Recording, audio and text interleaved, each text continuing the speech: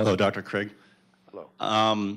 If God the Father had came as a sacrifice instead of the Son, would have that made the atonement problematic or anything like that?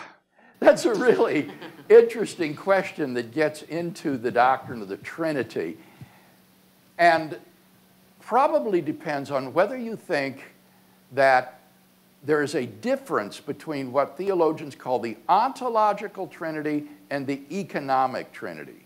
The ontological Trinity are the three persons of the Godhead considered in and of themselves, not in relation to the world. The economic Trinity would be the Trinity insofar as they play different roles in the plan of salvation. Now,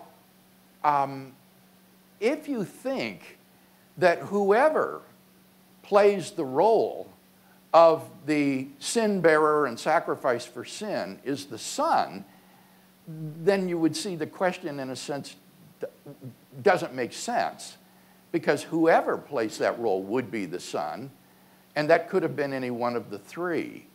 But if you do think that there is this distinction between the Father and the Son, then you're asking whether the Father could have become incarnate and in his human nature died for sin. I've never seen that discussed.